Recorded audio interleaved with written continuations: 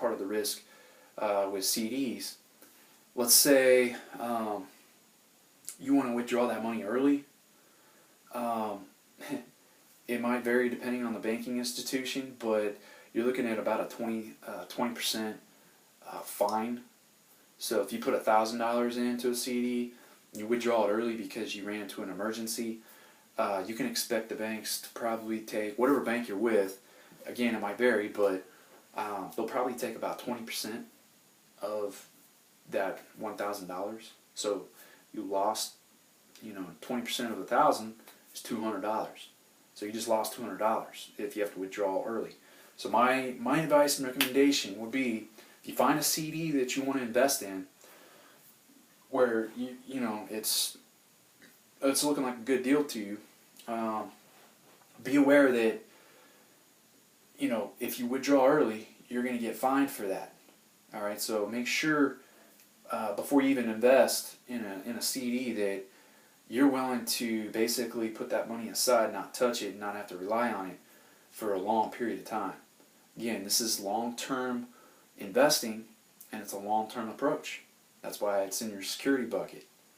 All right, so those are things to consider, and basically that's really it for certificates of deposit, guys. Again, they're low risk. The only risk that you would face would be the bank going belly up, and then in that case, you're looking at something that's really high risk.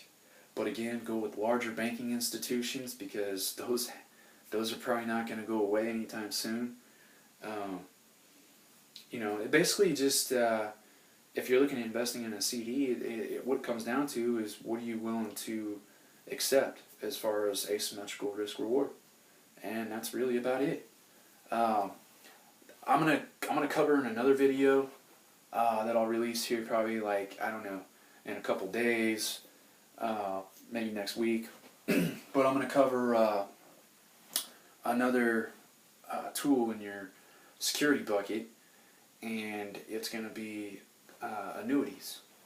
So like your insurance policies, and basically, I'll get in detail into those at a later time, but it's a guaranteed way to get income so that when you retire, you're not outliving your income.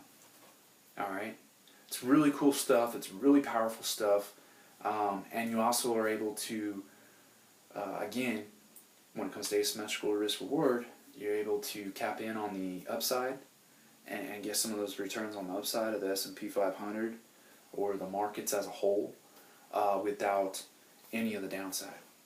Okay, so these are some tools that I'm showing you here that some of the super wealthy invest in.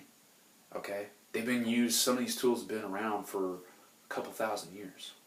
All right, and these are tools that you're not going to really hear about a whole lot, and if you do, they're going to try to veer you away from it and get you back into the markets where you're doing more high risk growth investing. That's what they want. But I can tell you, and I can reassure you 100%, that the security bucket and this long-term approach that I'm setting up here and showing you is coming straight from the wealthiest minds in the world. I'm talking top 50 investors on planet Earth. Okay, and I know this because I read Tony Robbins' book. He did it took him 4 years to make, and he did interviews with these people, and this is the information he pulled from.